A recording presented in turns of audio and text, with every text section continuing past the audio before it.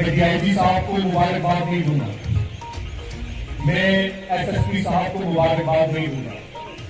मैं सबसे पहले मुबारकबाद अगर दूंगा तो मैं जिनने बहुत बढ़िया काम यहां पे किया, हमारे एसडीपीओ साहब, एसएचओ साहब, चौकी अफसरान और जितने भी हमारे सिपाही हैं यहां, जिसकी वजह से आज जितने भी, ये बहुत बड़ी बात है, ये आप ये समझिए कि ये 100 लोग नहीं है, ये पूरे मैंडर की जो है क्रीम है। और यहां पे अगर सरपंचीज है, नंबरदार हैं, हिंदू समाज से इतने अच्छे लोग हैं, तो पूरा मैंडर है यहां।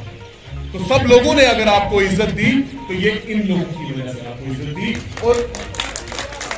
और मुबारकबाद इसलिए है कि आपके होते हुए, एडीजीपी मुकेश सिंह साहब के होते हुए, एसएसपी साहब के होते हुए इतनी बढ़िया टीम है। और श्रीकांत साहब और एसएचओ साहब और यहां की टीम को एक बात कहना चाहता हूं कि अगर इंसाफ, अगर हर सबसे ज्यादा अगर कहीं पर मिल सकता है तो वो यही है, ये ठिकाना है।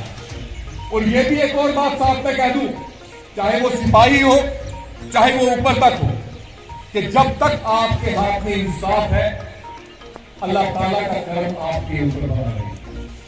अल्लाह ताला आपके ऊपर और आपके खानदान के ऊपर, आपके बच्चों के ऊपर करम नवाजी रखेगा।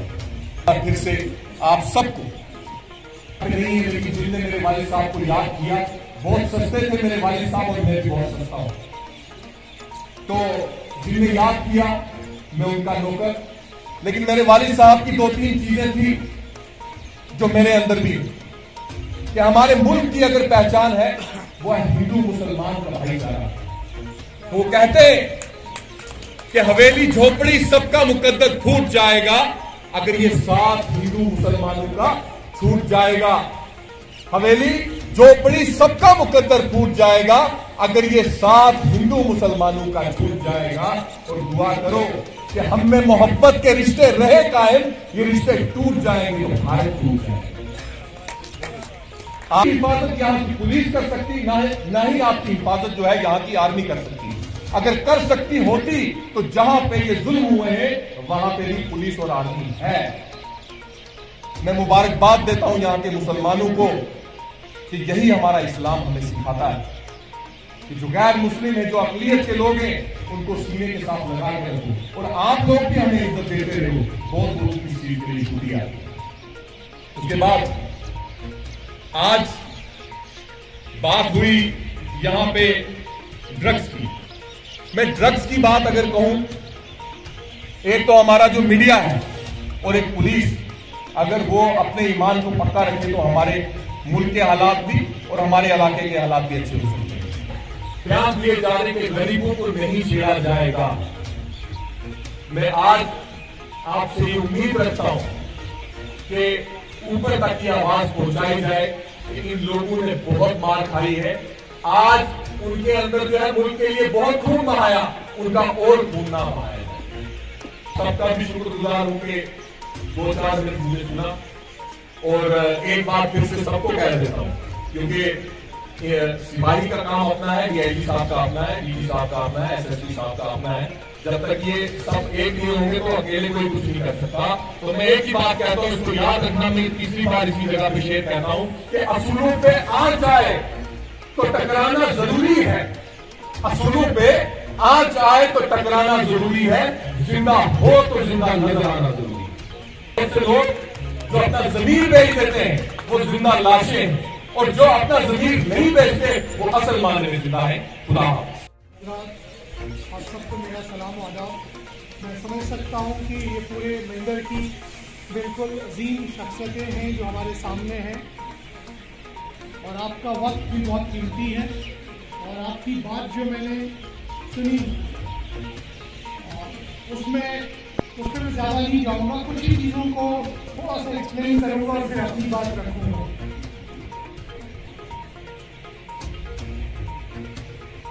ड्रग्स के बारे में ज़्यादातर लोगों ने बात की। ड्रग्स वाकई एक मुसीबत है समाज के लिए, और ख़ासतौर से हमारी यंग और नई नस्ल जो है उसका शिकार हो रही है उसके लिए। लेकिन मैं एक सवाल ज़रूर आपको पहले पूछूंगा फिर अपनी कारकर्दगी और कार्रवाई की बात करेंगे। ये ड्रग्स कौन लाता है, ये बेचता कौन है, ये इस्तेमाल कौन करता है, मरता कौन है? लोकल। आप अपने लोग, कितने लोगों को आपने सोसाइटी में आज तक ड्रग्स की फरोख्त करने के लिए बाइकआउट किया है? मुझे बताइए, हाथ खड़ा करें। के लोग रंगे हाथों में पकड़ते हैं कि ड्रग्स के कारोबार में मुलविस हैं। कितने लोगों ने उनको समाज में बाइकआउट किया कि भाई आप गलत काम कर रहे हो, आप समाज में जहर जो है ना उसका कारोबार कर रहे हो। आपने किसी ने हिम्मत की? हमारा काम जो है पुलिस का, वो ड्रग पैडलिंग को कंट्रोल करना है। मैं ये बात भी वाज़ेह तौर से करना चाहता हूँ।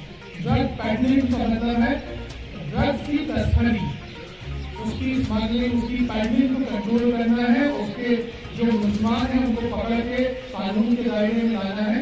ड्रग एडिक्शन जो एडिक्ट हो गया, उस एडिक्ट को मेहरबानी करके आप एक बीमार तस्वीर करें, वो बीमार है, वो भी एक बीमारी है और उसका पूरा इलाज हो सकता है। और इसका इलाज हमारे हेल्थ डिपार्टमेंट, हमारे हॉस्पिटल्स और बाकी इस तरह के अदारे कर सकते हैं। प्रॉब्लम कहाँ पे हो रही है? इन जवान लोगों को हम क्यों खो रहे हैं? क्योंकि वो जो हमारी सोसाइटी है, वो जो हमारी फैमिली है, वो इसको इतना बुरा मान के तस्वर कर रही है।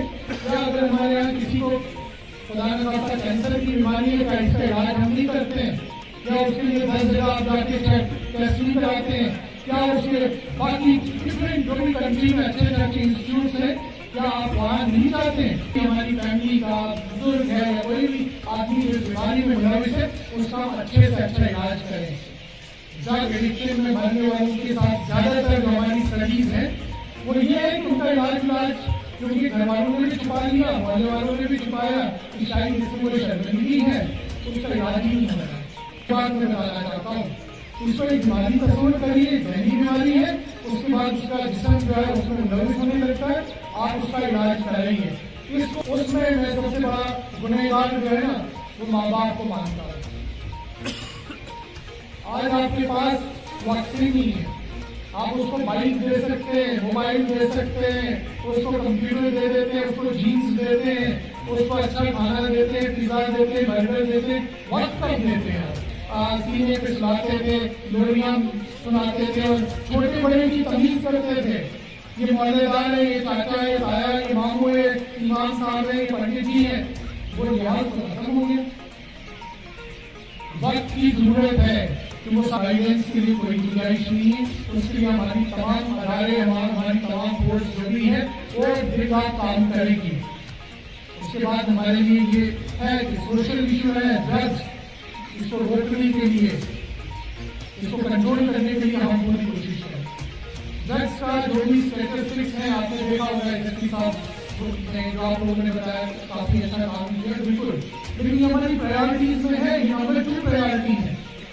एंटी ड्रग्स ड्राइव हम करा रहे हैं, तो उसमें ये जो भी कामयाबी मुमकिन हो पाई, ये कामयाबी तभी मुमकिन हो पाई जब आप लोगों ने साथ देना शुरू किया, क्योंकि जब आप लोग जाने की ये बड़ी चीज है, इस पे काबू किया जाए। और अगर इतने सारे लोग जो यहाँ के काफी मौजूद लोग हैं, डिफरेंट अदारों से आए हुए हैं, गाँव देहात से भी आए, अगर इतने लोग हमारे साथ हैं तो इस प्रॉब्लम को हल करना मुझे लगता है कोई ज्यादा मुश्किल काम आप नहीं है, अच्छी नहीं है। इसका बुरा मत मानिएगा, लेकिन इसको समझिए जरूर। सबसे पहली बात, झूठे पर्चे लगाना, झूठे पर्चे एक दूसरे के ऊपर मत लगाइए, उससे आप उस आदमी को परेशान नहीं करते हैं, आप अपना वक्त, एनर्जी, पैसा एक गलत दिशा में लगाते, 15 साल 20 साल पूरे कचेरी में घूमते रहते, हासिल कुछ नहीं। इस चीज से परहेज करिए और कम से कम खुदा भगवान परमात्मा जिसको मानते हैं, अगर वहाँ हिसाब देना है तो ये सोचिए हम गलत नहीं करेंगे। गलत पाई और ये है कि इनके 2 साहिबजादे दिल्ली में पढ़ रहा है, श्रीनगर में पढ़ रहा है, एक साहिबजादे ने लड़ाई की, आप FIR में 3 का नाम लीजिए। मैंने अभी तक जो भी 5 या 6 केसेस मेरे पास आए, वेरीफाई किया, वहाँ पे बिल्कुल जो मुस्लिम था वो गलत पाया गया, हमारी पुलिस भी गलत नहीं पाएगी। ऐसा मत करिए, आप एक दूसरे की टोटल जड़ें काटने की कोशिश मत करें। जो मौके पे था उसके खिलाफ कार्रवाई होनी चाहिए, कानूनी कार्रवाई होनी चाहिए। जो वहाँ पे इविडेंस है, जो वहाँ पे गवाह हैं उनके भरोसे उस पर जो आज तक डिलीवरेंसी हमारे पास है उसके आधार पे, लेकिन ये मत करिए पर चलो उसको लगाओ आप, ये कॉस्ट जो है वो खत्म हो गया आपके दिन। काफ़ी जगह फायरिंग वगैरह भी हो गई, उनकी ड्रिल्स भी हो रही, और जो हमारे पास एडिशनल सीआरपीएफ आपके इलाके में आई है 8 कंपनीज, तो उनके थ्रू भी हम एरिया में आपको सिक्योर करने की कोशिश कर रहे हैं। तो वीडी आपको डरने घबराने की जरूरत नहीं है। और जो कुछ डांगरी के इंसिडेंट के बाद एक बहुत बड़ा चैलेंज जरूर है अभी तक बना है, उसमें आईडी वाला जो मॉड्यूल था वो हम लोगों ने पकड़ा है, गिरफ्तार भी हो गए, और आपके इलाके से भी एक नौजवान उसमें मुलविस था, आपको पता चला होगा। कुछ और भी लोग पकड़े गए हैं। गर्ज ये है कि अगर वो लोग अभी भी पिछले 1 महीने से किसी इलाके में रह रहे हैं, कोई न कोई खाना तो दे रहा है, कोई पानी दे रहा है, कोई फोर्सेस की निस्बत खबर दे रहा है, वरना 1 महीने तक ऐसे पहाड़ी इलाके में जहाँ रास्ता नहीं, हम लोग उधर चले, पैदल भी चले, जिंदा रहना मुमकिन नहीं है। तो कहीं न कहीं सपोर्ट है। मुझे लगता है कि अगर इतने सारे लोग आप बोलते हैं हमें तशद्दुद नहीं चाहिए, हमें टेररिज्म नहीं चाहिए, तो इसको भी मुझे लगता है सोचने की जरूरत है कि आपके छोटे से सपोर्ट की वजह से तो कोई एक बड़ा कोई और हादसा ना करते, उसके तो जिम्मेदार आप ही लोग होंगे।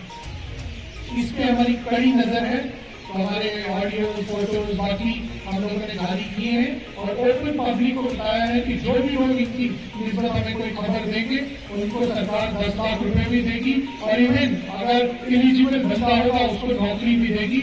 लेकिन हमें इस तरह का टेरर रिलेटेड इंसिडेंट कोई भी नहीं चाहिए, और कोई भी तशद्दुद सोसाइटी में नहीं चाहिए, क्योंकि हम लोगों का यकीन है कि अमन ही खुशहाली है, और अगर अमन है तभी बाकी खुशहाली मुमकिन है सोसाइटी में। आपका कारोबार चलेगा, स्कूल कॉलेज चलेंगे, दुकानें चलेंगी, और आपकी तरक्की के बाकी अदारे आगे बढ़ सकते हैं तब जब अमन होगा। तो अमन में कंट्रीब्यूट करिए। हमारी उम्मीद है कि आप अमन में अपना पॉजिटिव रोल निभाएं। बिल्कुल जो सरकार का एक प्रॉमिस था, जो ऑनरेबल एमपी साहब ने भी बात की कि किसी का आशियाना नहीं तोड़ा जाएगा, बिगाड़ा जाएगा, हम उसमें पूरी नजर रखे हुए हैं। जो आपके यहाँ से रिपोर्टिंग एसएसपी साहब भी कर रहे हैं, रजौरी से भी हो रहा है, तो ये बात हम सरकार तक ला रहे। लेकिन जो माफिया था, माफिया के खिलाफ कार्रवाई तो होनी चाहिए, वो कराए, उस कार्रवाई को आपने भी सराहना चाहिए। जिसने अपनी पावर का, जिसने अपने दबदबे का गलत इस्तेमाल किया, जिसके खिलाफ कार्रवाई होनी चाहिए, उस कार्रवाई में आपको सरकार का सहयोग करना चाहिए, साथ देना चाहिए। तो यकीन है इस बात में आप हमारे साथ हैं। ज्यादा लंबी तो नहीं हो रही। गाँव की जो कुछ तो हिस्ट्री है, खासकर इस इलाके का मैटर था, ये नॉट सिटीजन, ये नॉट सोल्जर। चाहे हम रिमाइंडर देखा यहाँ पर, चाहे पैसे का कटर है, ये वो लोग हैं जो पुलिस कमीशन लेके दे रहे हैं और भारत की स्वाधीनता के लिए लड़े हैं, और ये बड़े लोगों है कि ये सोल्जर है। दूसरा शुरू ड्रग्स का आया, मैं छोटी बात करूँगा, ड्रग्स वैसे मानिए ड्रग्स पायलट को एक पेज में 10 पशुओं को अंदर करना है। अगर 10 पशुओं को अंदर 2 पुलिस वाले कर रहे हैं, उनको टायर कर दिया जाएगा। हम लोग सब मिलकर करेंगे तो ज़्यादा बेहतर हो जाएगा। इसमें नार्कोटिक्स और ड्रग्स में सरकार ने नशा मुक्त भारत में 25 से 25 करोड़ दिया, और इसमें जो हमारा, मैं आपको बताऊँ कि मेजर परफॉर्मेंस पिछले साल से इस साल से जुड़ा हुआ, उसका सारा क्रेडिट मैं इन लोगों को, अपने एसपी को, अपने दीवार को देता हूँ। अभी इनमें 3 परमिट बताई हैं, वो जो हमारे यहाँ के शक्ति साहब हैं, उनको मैं दिल की अमीर गहराइयों से निभाव देता हूँ, और तालियों से सबको कहता हूँ इसको इस्तेमाल करें। उनका बोलना, उनका लहजा, उस सब का सेवक है, वो हमारे एसएसपी साहब उसको जाता है। सर वहाँ आवाम की तरफ से जनाब डीआईजी साहब का क्या दिल से शुक्रिया अदा करता हूँ, और साथ में सर ये चाहता हूँ कि हर पुलिस स्टेशन पर एक पीसफुल कमेटी बनाई जाए, नंबरदार, चौकीदार, सीधा आदमी को मदद करके वहाँ एक कमेटी बनाई जाए, और जिस कमेटी की हर थाना में, हर महीने में एक बार मीटिंग होनी चाहिए।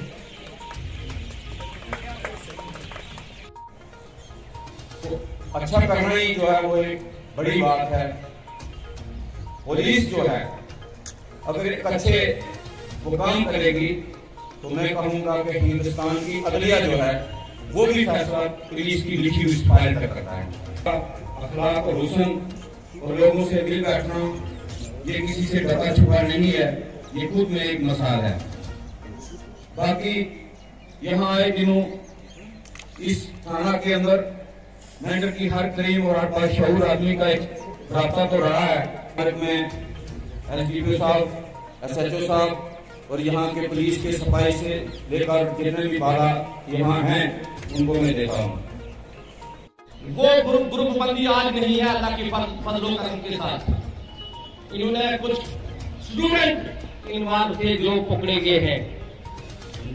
बड़ी बारीक बीनी से हैंडल का जो काम है डीआईजी साहब, ये सेरा एसएसपी पंच और आज को जाता है और आईजी जम्मू को जाता है। ये जो बच्चों की ये जो जानें बचाई है, ये अलग बात है कि खामोश खड़े रहते हैं। जो लोग बड़े हों वो हमेशा बड़े रहते हैं और ऐसे कबीले से मिलता है शजरा अपना जिनके जूतों में कहीं ताज पड़े रहते हैं। हमारे देशों इन्होंने मिलकर के पूरे बाजार को बंद रखा। हिंदू मुसलमान ने अपने भाईचारा कायम रखा और उन पर भी जो है आपने जो आश्वासन दिया हुआ है कि उन दुश्मनों को हम नहीं छोड़ेंगे, इनका भी आपका हम शुक्रिया अदा करते हैं मेंढर की पूरी आवाम का। डीआईजी साहब, यहाँ पर एसडीपीओ साहब, एसएचओ साहब एसडीपीओ के पास जाकर करते हैं, कहते नहीं है और इनके जो है जो बातें दुरुस्त कही है उन्होंने कि ड्रग्स पर जो है बहुत कार्रवाई कर रहे हैं एसएसपी पंच, डीएसपी साहब, यहाँ की पूरी पुलिस मीडिया के साथ एकदम आर्मी लगी है कि ड्रग्स को हमें जड़ से खत्म करना है। डीआईजी साहब देंगे एसडीपीओ साहब, एसएसपी साहब से कि ड्रग्स के जो बड़े गुंडे हैं जो इस छोटे छोटे बच्चों को लत दे करके ये इस्तेमाल करते हैं उनको पकड़ा जाए, उनकी जड़ तक पहुंचा जाए ताकि जड़ से खत्म कर दे। अगर मेरी सुंदरी का डीआईजी का कैंसर हुआ है क्यों मैं सुंदरी में काट कर फेंक दूं, पूरे शरीर में मैं बह दे। हम चाहते हैं कि उस चीज को काट कर फेंक दिया जाए जो हमारे बच्चों को, हमारी नस्लों को, हमारे भाईचारे को, हमारी बहु बेटियों को, हमारे परिवार को खत्म करे। उन चीजों को हम इस मेंढर के अंदर आने नहीं देंगे। पूरे हिंदुस्तान जम्मू कश्मीर के अंदर हर बच्चे, हर नौजवान, हर शहरी, डीडीसी, सरपंच, पेंच का ये फर्ज बनता है कि ऐसे लोगों को एसडीपीओ के साथ लाए, कानून के दायरे में लाए, उन लोगों को रश करे मत पाई देखें। ये मेरी चाची का लड़का खा रहा है तो मेरा क्यों जा रहा है, वो भाई का नाम का नहीं खाएगा, रस लेगा, खाना के साथ चलेंगे हम, हमारा खून का कतरा कतरा लग जाएगा। मैं ज्यादा समय नहीं लूंगा। ये जी हमारे जो पीडीसी है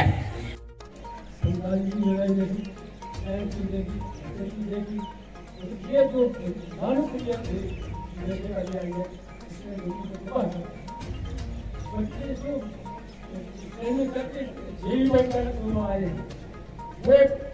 उनकी मैंने कल भी कहा था इस प्रश्न में हमको जो आपको हो सकता है वो